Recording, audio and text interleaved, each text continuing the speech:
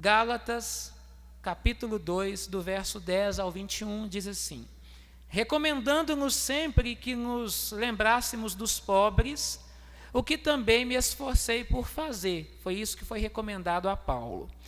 E aí ele continua a sua narrativa desse encontro que ele teve com os demais apóstolos em Jerusalém, só que agora em Antioquia. Diz assim: quando, porém, Cefas veio a Antioquia, resisti-lhe face a face, porque se tornara repreensível. Com efeito, antes de chegarem alguns da parte de Tiago, comia com os gentios. Quando, porém, chegaram, afastou-se, e por fim veio a apartar-se, temendo os da circuncisão. E também os demais judeus dissimularam com ele, a ponto de o próprio Barnabé ter se deixado levar pela dissimulação deles.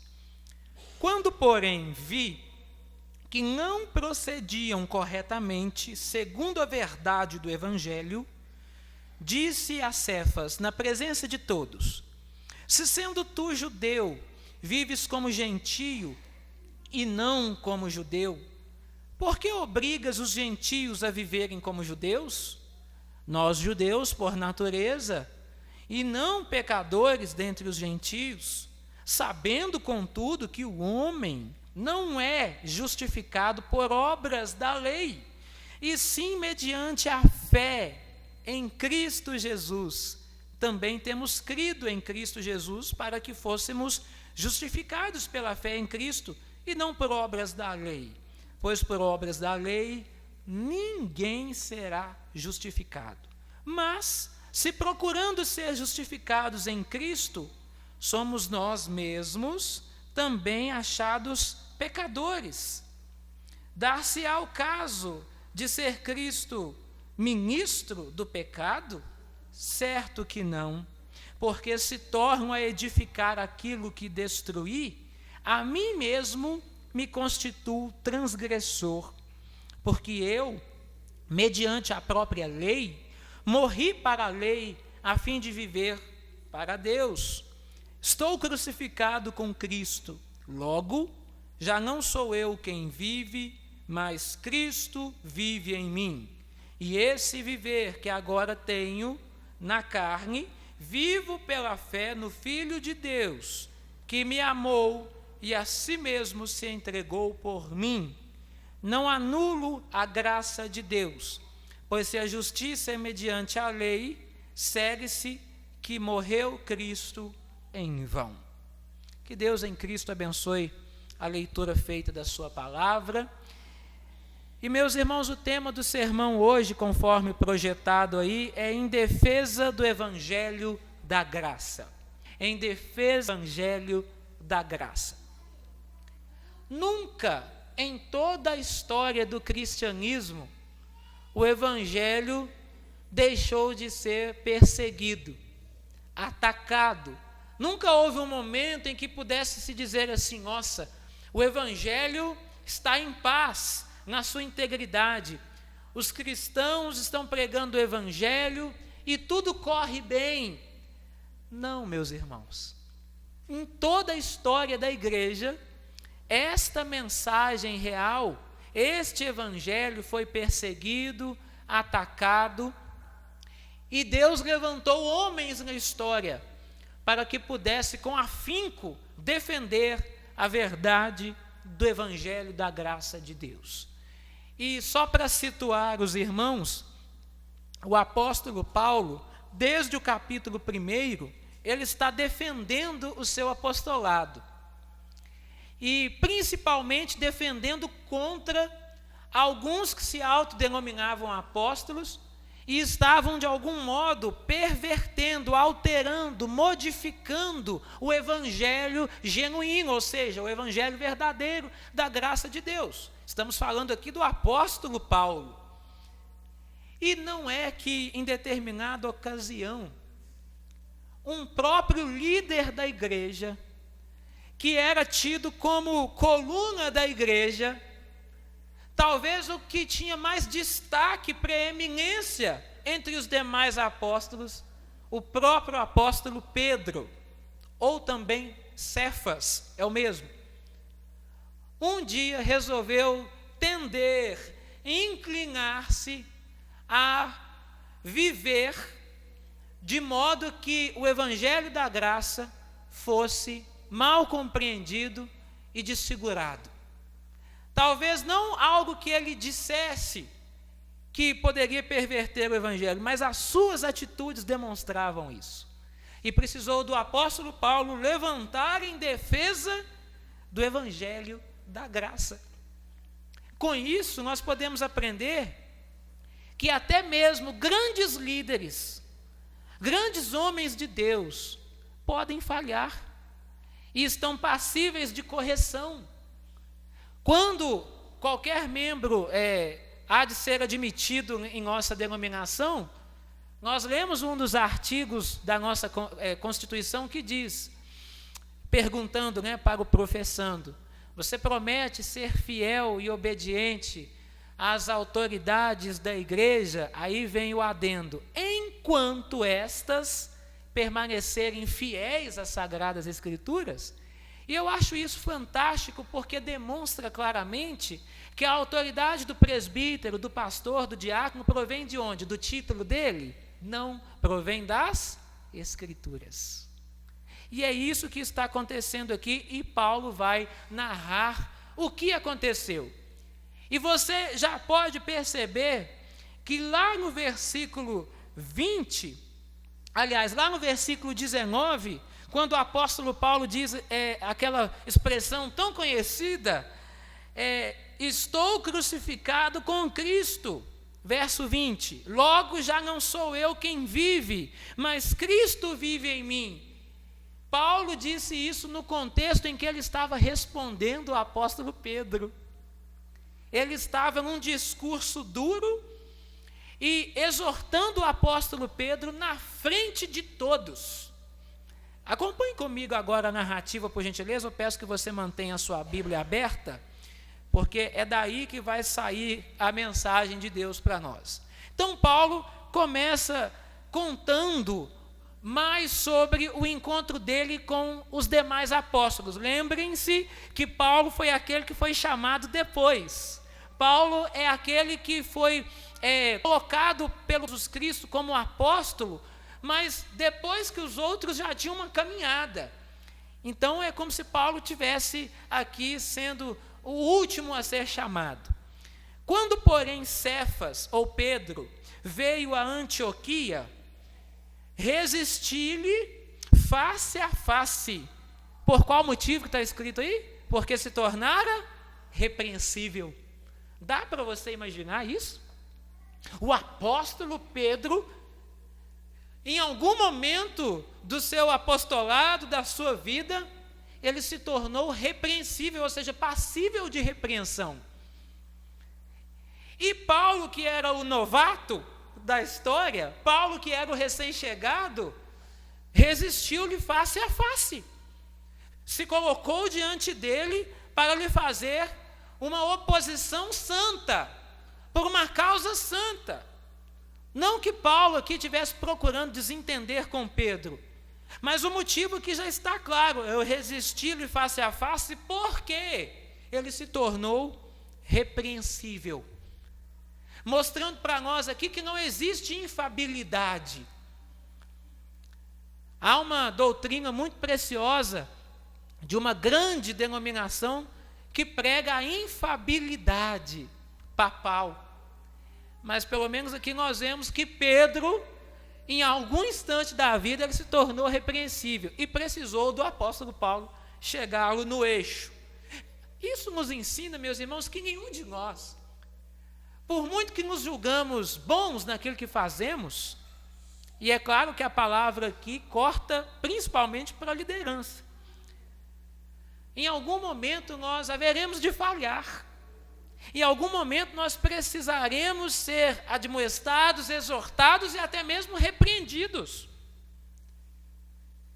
E o crivo de toda e qualquer repreensão e exortação é a Escritura. Inclusive os irmãos, enquanto o pastor vos prega, vos fala, tem toda a liberdade de examinar as Escrituras, porque se eu sair fora daqui, os irmãos têm toda e total autoridade bíblica de chegar em mim e dizer: pastor, isso aí que o senhor falou não é bíblico, não. Por isso que nós pedimos para que você fique atento, um olho na Bíblia e um olho no pastor, no que ele está falando. Para que você não fique refém só do que eu estou dizendo. Então Pedro se tornou repreensível nesse encontro. E olha o que diz o texto. Paulo está narrando aqui esse encontro. Com efeito, antes de chegarem alguns da parte de Tiago, Tiago aqui era um grande líder lá em Jerusalém, né? Comia com os gentios, ou seja, Pedro participava das suas refeições naturalmente ali com quem não era judeu. Gentio é quem não era judeu, tá? Todo que não era judeu era chamado de gentio, era um termo genérico para se referir àqueles que não eram judeus. Então, quando chegou uma delegação lá da parte do Tiago, né, o que era uma outra coluna lá em Jerusalém, alguém importante no meio apostólico, Pedro estava lá fazendo suas refeições normal com os gentios, mas porém quando eles chegaram, o que Pedro fez? Afastou-se, levantou e saiu, e por fim veio a apartar-se de vez, temendo, ou seja, tendo medo daqueles que pregavam a circuncisão. E quem é que pregava a circuncisão? Os judeus. Os que vieram da parte de Tiago, os judeus ortodoxos, que mesmo crendo em Jesus, ainda pregava que aqueles que estavam vindo para o povo judeu deveriam se circuncidar. Talvez essa delegação que veio em nome aqui de Tiago, eram até mesmo uns daqueles que estavam tentando perverter o evangelho puro de Cristo, dizendo assim: olha, não basta apenas crer em Jesus, vocês precisam circuncidar também, precisam praticar as leis cerimoniais do judaísmo, porque só crer em Jesus é muito simplista. E aí Pedro, como um judeu nato, tradicional que era, estava lá convivendo bem com os gentios, almoçando com eles, jantando com eles. Quando ele vê a delegação de Tiago chegando, ele já, imagino eu, né, estou conjecturando aqui, ele tira a cadeira, afasta um pouquinho da mesa, levanta de fininho e sai, porque agora vai pegar mal para mim. A turma de Tiago me ver aqui sentado comendo na mesma mesa que os gentios, e talvez comendo até comidas que para o judaísmo eram impuras, mas que agora, claro, pela revelação do Evangelho da Graça, não há mais impureza para aqueles que estão em Cristo Jesus. Só que vai explicar isso para os judeus. E aí o que Pedro fez? Levantou e saiu por medo daqueles que pregavam a circuncisão, dos judeus, medo da sua reputação. Pedro aqui estava sendo completamente político. Sabe aquele tipo de pessoa que quer se dar bem com todo mundo?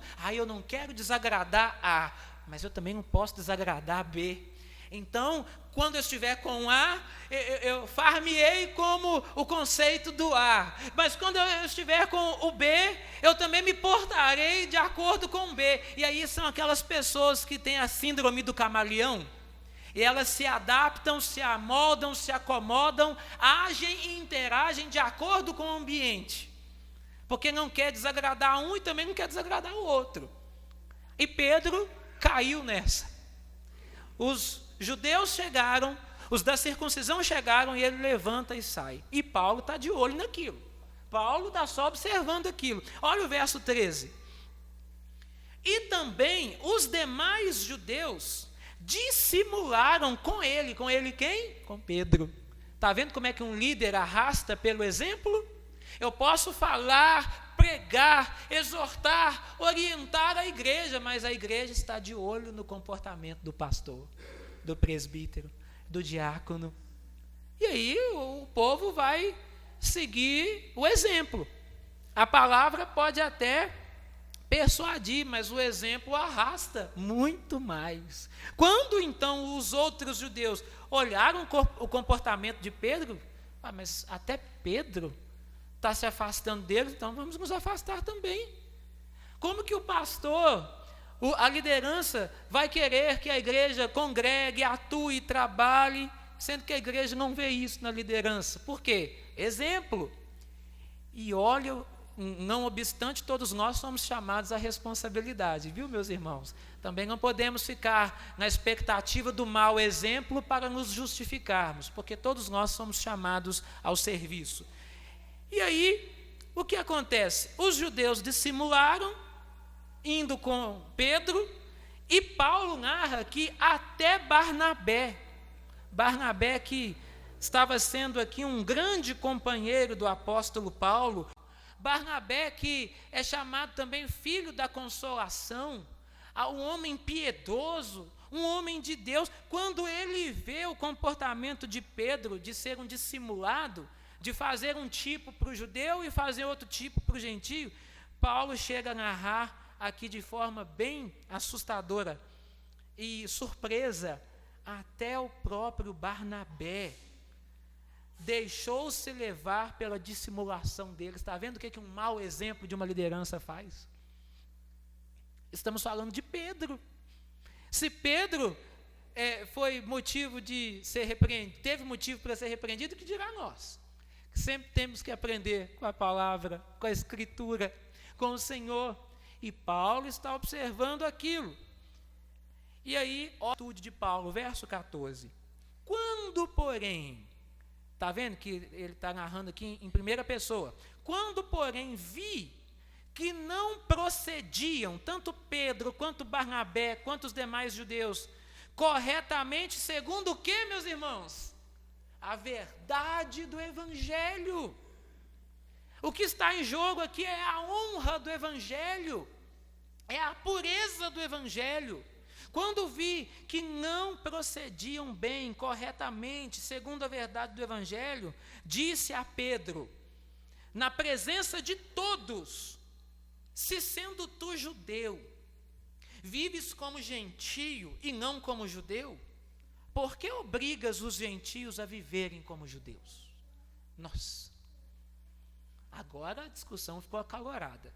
Pensem, um banquete, muitas mesas, as pessoas comendo, bebendo, contando as novidades. Tiago, e aí, conte como é que está aqui o trabalho em Antioquia, e como que está lá o trabalho em Jerusalém, as almas estão se convertendo, louvado seja o nome do nosso Senhor Jesus Cristo, aquela confraternização maravilhosa entre os cristãos. E de repente Paulo, como um bom observador, começa a ver que quando a delegação de Jerusalém chega, e Tiago é o líder, Pedro se levanta da mesa, deixa os gentios lá. É mais ou menos aquela história, né, dos priminhos, ou dos coleguinhas que estão brincando felizes, animados, e aí quando chega um outro coleguinha, quando chega um outro priminho, ele abandona aquele colega, abandona aquele primo, porque o outro é novidade, aí vai brincar com ele. Aí Pedro fez mais ou menos isso, só que Pedro estava olhando o seu lado. E não vai ficar bem para mim, o pessoal me vê aqui, comendo com gentios. E aí Paulo observa aquilo, meus irmãos, e ele disse, opa, isso não é procedimento segundo a verdade do Evangelho. Crente não age desse jeito, muito menos um líder. Crente não pode agir assim. E Paulo tinha todos os motivos para ficar inibido, lembrando que Paulo foi o último a ser chamado. Paulo não participou do colégio apostólico dos 12, ele veio depois. E aí, quando alguém é novato numa empresa, não é assim? Quando é novato na escola, na igreja, ó novato, fica na sua aí, você está chegando agora e já quer sentar na janela? O que é isso? Ó, baixa a bola aí, você está chegando agora. Tem uns que até falam, ó, você tem muito ainda que aprender aqui, viu? Você tem que sentar onde eu sentei e viver o que eu vivi, para você depois, então, opinar, falar ou ter a moral que eu tenho aqui. Talvez Paulo poderia ficar inibido. Deixa eu ficar calado, porque é o Pedrão. É o líder dos apóstolos. É Pedro, é o que andou sobre as águas com Jesus. Poxa, é o que cortou a orelha do soldado Malco lá. Poxa, é Pedro, ele não vai ficar legal. E quantas vezes nós nos acovardamos da verdade, porque queremos ficar politicamente bem com as pessoas. Mas se é pela honra do evangelho, doa quem doer, mas a verdade tem que ser dita, meus irmãos. Com amor, mas tem que ser dita. Tem que ser dita. E o líder não pode ser acovardado de falar. Não pode. Porque Paulo podia ficar na dele.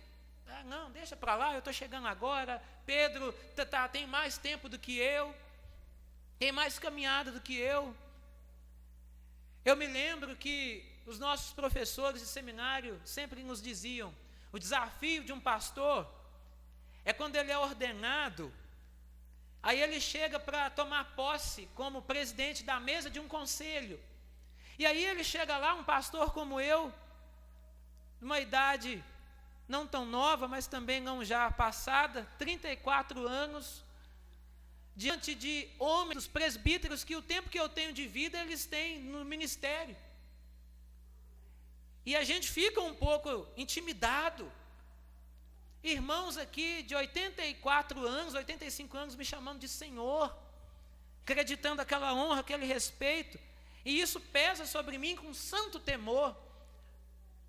Mas quando nós entendemos que é pela honra do evangelho e é pela verdade, não é a idade, não é o tempo de casa, mas é exatamente a autoridade que provém das Escrituras, e é isso que Paulo fez. Olha aí o que o texto diz: quando vi que não procediam corretamente, segundo a verdade do evangelho, eu disse a Pedro na presença de todos. Teve esse negócio de: vem cá no cantinho, deixa eu te chamar aqui num canto separado. Já viu aquelas pessoas? Não, porque você não me falou no particular? Claro, a particularidade tem um bom tom, mas aqui nós podemos nos perguntar: por que Paulo repreendeu Pedro na frente de todos? Paulo não podia ter feito isso. Ele desmoralizou a autoridade de Pedro. Ele não podia ter feito isso, ele deu um mau exemplo. Agora Pedro perdeu a moral, a autoridade na frente dos outros. Sabe por que Paulo fez isso de forma pública? Porque a transgressão, o pecado, a falha de Pedro também foi pública. E pecado, quando ele é cometido, quando a falta é cometida na esfera pública, a correção também tem que ser pública, para que haja respeito, para que haja temor. Agora, as faltas de caráter particular, privado, aí nós corrigimos no privado, no particular. Mas aqui Paulo, ele precisava de fazer alguma coisa, primeiro, porque Pedro se tornou repreensível, esse é o primeiro motivo. E o segundo motivo está aí no verso 14, porque ele viu que Pedro e os demais não procediam corretamente segundo a verdade do evangelho. Então não é porque Paulo queria sobrepor Pedro, não. Eu vou aproveitar agora, eu vou puxar o tapete dele. Eu vou aproveitar agora esse momento de falha dele para puxar popularidade para mim. Afinal de contas, eu sou novato, eu quero crescer, eu quero fazer meu nome, eu quero ter o meu status. E logo eu, vamos conjecturar, trazendo aqui para a linguagem mais moderna, eu vou lacrar para cima de Pedro, é agora. Não. Paulo não tinha nada disso em mente. O que estava na mente de Paulo era a honra e a verdade do evangelho. E olha o embasamento do discurso de Paulo. Você é judeu, e sendo tu judeu, vives como gentio e não como judeu. Por que então obrigas os gentios a viverem como judeus? Você, quando está no meio deles, Pedro, você age como eles, você fala como eles, você come o que eles comem, você participa da cultura deles. E agora, só porque está no meio dos judeus, você quer obrigar os gentios a viverem como judeus, ou seja, a se circuncidarem. Esse era o ponto. Não pode, Pedro. Você está sendo uma contradição de vida. Por isso que eu disse a priori que o pecado aqui de Pedro não foi que ele perverteu com palavras o evangelho, mas com ações. E nós fazemos isso constantemente. Talvez nós não dizemos grandes heresias, mas nós vivemos um evangelho que não é evangelho. Vivemos a perversão do evangelho. ou pervertemos o evangelho com o nosso modo de viver, melhor dizendo. E olha o argumento de Paulo: nós judeus, por natureza e não pecadores dentre os gentios, sabendo contudo que o homem não é justificado por obra da lei. Olha, isso é muito interessante. Nós somos judeus, Pedro, eu e você. Nós sabemos que não pode ser justificados por obras da lei, porque a lei veio não para justificar, mas a lei veio exatamente para condenar, para dizer que ninguém é capaz de cumprir cabalmente a lei. Nós somos quebradores de lei por natureza. Ninguém consegue cumprir a lei na sua integridade, na sua totalidade. E você deveria saber muito bem disso. A nós foi dada a revelação, a lei, a nós foi dado esse privilégio. E você sabe disso, então por que você quer obrigar os gentios a viver de novo, debaixo de uma lei que em nada pesa para eles, para a salvação? Sabendo, contudo, que o homem, Pedro, não é justificado por obras da lei, e sim mediante a fé. É mediante a fé. Creu em Jesus de todo o seu coração, de todo o seu entendimento, você é justificado. Você não precisa fazer nada de ritual judaico, de lei, pagar voto, promessa, nada disso. Você creu em Jesus pela fé, se entregou a Ele pela fé, você está justificado. E nada pode tirar isso de você. Com isso, não estou dizendo que nós não devemos trabalhar, fazermos boas obras, mas não, nunca, jamais entender que é pelas obras, que é pela nossa caridade, nossas atitudes, que nós seremos salvos ou justificados diante de Deus. Vou fazer isso, vou fazer aquilo, vou ajudar, porque com isso eu vou me justificar diante de Deus. Negativo. Por obras, Paulo diz, ninguém será justificado. As nossas obras só são aceitas por Deus mediante Cristo. Do contrário, todas as nossas obras de justiça são como trapo imundo, diz a palavra de Deus em Isaías. Nada que fizermos para Deus será aceito, se primeiro Cristo não apresentar diante de Deus para que seja aceito. É pela mediação dele. Homem nenhum é justificado por obras, e sim mediante a fé. Também temos crido em Cristo Jesus. Paulo está dizendo, nós judeus, eu e você, Pedro, a grei judaica, nós temos crido em Jesus Cristo pela fé, e não por obras da lei. Sabemos que ninguém será justificado, mas, verso 17, se procurando ser justificados em Cristo, fomos nós mesmos também considerados pecadores, será o caso então de Cristo ser ministro do pecado? Claro que não. O que Paulo está dizendo? Nós judeus que entendemos que recebemos Cristo pela fé e não somos justificados por obras, só por Cristo mesmo, só pela fé nele, será mesmo então que por causa disso Cristo é ministro, servo do pecado? Claro que não. Claro que não. Por isso que temos que continuar pela fé no Cristo, no Filho de Deus, e não por obras. E aí ele termina esse primeiro pensamento dizendo assim, porque se torno a edificar aquilo que destruí, ou seja, o entendimento da salvação pela lei, lembrando que Paulo era judeu, da tribo de Benjamim, Paulo era um zeloso fariseu. Se tinha alguém que tinha todas as credenciais para falar de lei, era Paulo. Se tinha alguém que talvez deveria ser zeloso, mesmo depois de convertido a Cristo, para que as pessoas se circuncidassem, sacrificassem, fizessem rituais judaicos, era Paulo. Mas ele diz assim, se eu torno a levantar, a construir aquilo que já foi destruído, ou seja, uma ideia de salvação pela lei, então a mim mesmo me constituo transgressor, ou seja, daquilo que eu tenho pregado até agora, do Evangelho. Então, quem prega uma salvação pelas obras, pela observância da lei, ele se torna um transgressor da graça do Evangelho. É isso que Paulo está dizendo para Pedro. Então, Paulo estava diretamente dizendo, você, Pedro, agindo assim, está de novo levantando a parede que separa o homem na lei da graça de Deus. Você está de novo costurando o véu que separava o santo lugar do santíssimo lugar. Você de novo, Pedro, está desunindo o que a cruz uniu. É isso que Paulo está dizendo. É por isso que Paulo não ficou calado. E hoje as pessoas dizem assim: pastor, para que ficar falando de outros pregadores? Deixa para lá. Para que ficar falando da doutrina da outra igreja? Para que? Meus irmãos, tudo é uma questão de honra do evangelho. Naquilo que discordamos, nós respeitamos. Naquilo que somos uníssonos e unânimes e somos concordes no entendimento, somos concordes. Mas quando se trata de defender a honra do evangelho, aí não tem conversa não. Aí Paulo aqui nos dá o exemplo, tem que resistir face a face, tem que denunciar mesmo. E Paulo fez isso na frente de todo mundo. Imagina o semblante de Pedro. Imagina o semblante de Pedro quando Paulo chama a atenção dele na frente de todo mundo. Eu imagino que todo mundo para de comer, vai soltando os talheres.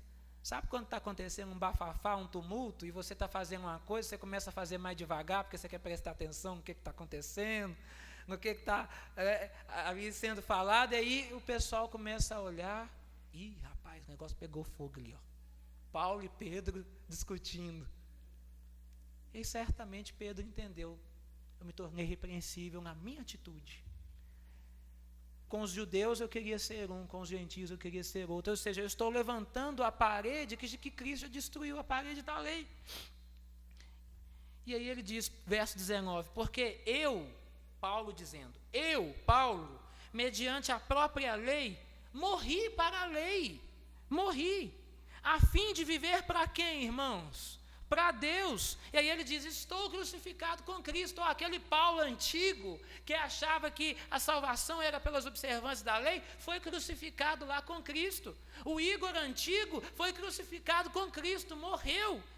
Logo já não sou eu mais quem vive, essa vida não é minha, mas Cristo é que vive em mim. A força do evangelho da graça, personificada no próprio Cristo, é que vive em mim. E esse viver que agora tenho na carne, essa vida que eu tenho, de levantar, trabalhar, sair, evangelizar, ou seja, a minha vida natural, eu vivo ela como? Pela fé em quem? No Filho de Deus. Se não lhe posso a face ver, é pela fé que vou viver. E quem? Pela fé no Filho de Deus, não em obras, que me amou e a si mesmo se entregou por mim. Paulo está defendendo o evangelho da graça, não é o que eu e você podemos fazer para sermos salvos. A questão aqui não é nem tanta discussão com Pedro, é o que está por trás disso. É a ideia de que para sermos salvos precisamos de algo a mais além da graça. Não é aquela graça barata, não.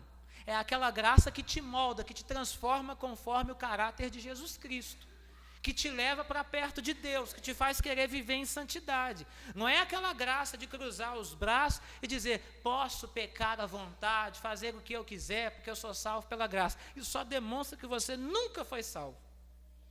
Porque aquele que realmente foi alcançado pela graça, ele anda em novidade de vida. O seu desejo de viver para Deus. E aí Paulo encerra dizendo, com isso, Pedrão, ele está falando para Pedro, lembra? Não anulo, não cancelo a graça de Deus revelada onde? Em Cristo, por meio de quê? Do Evangelho. Pois se a justiça é mediante a lei, então a dedúdica, Pedro, é que Cristo morreu em vão. Se para que eu seja salvo, eu preciso de fazer rituais, me circuncidar, e tocar chofar, e fazer N rituais, sacrifícios, para tentar ser agradável a Deus, e fazer obras, e fazer caridade, achando que com isso eu vou ser justificado diante de Deus, Paulo está dizendo, então você não precisa de Cristo não, meu filho. Não precisa de Cristo não, você está anulando o que Cristo já fez. De novo, aquele que é alcançado pela graça, ele faz boas obras, ele faz caridade, ele faz piedade, mas é o princípio que é diferente. Ele não faz para ser, ele é salvo Por isso, o fruto dessa salvação são as boas obras. Entenderam esse princípio? Então Paulo diz, se você acha que é o tanto que você tem que fazer para alcançar a salvação, então, meu amigo, Cristo morreu em vão por você. Você está anulando a graça de Jesus.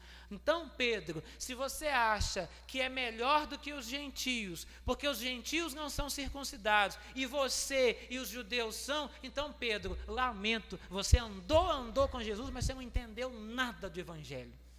Imagina um apóstolo ouvir isso de outro apóstolo.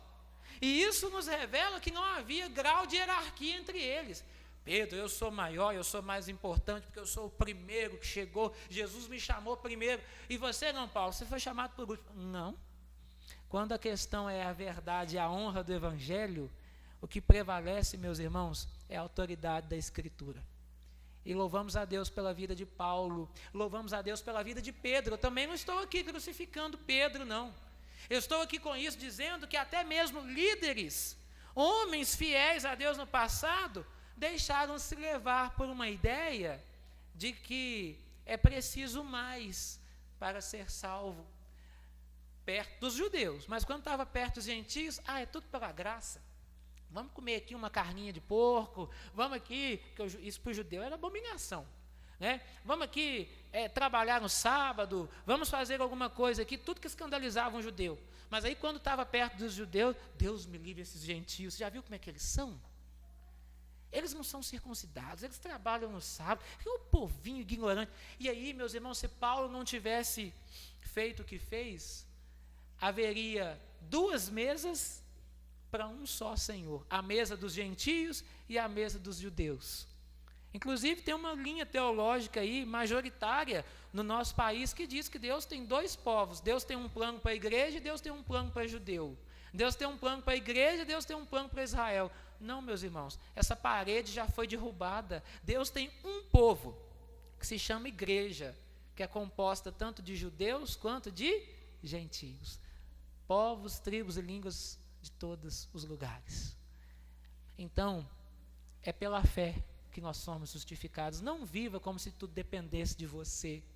Não viva como se você tivesse que fazer algo para além daquilo que Cristo já fez, mas entenda que justamente porque você foi alcançado pelo Evangelho da Graça, você sempre terá o desejo, vontade de fazer mais para este Deus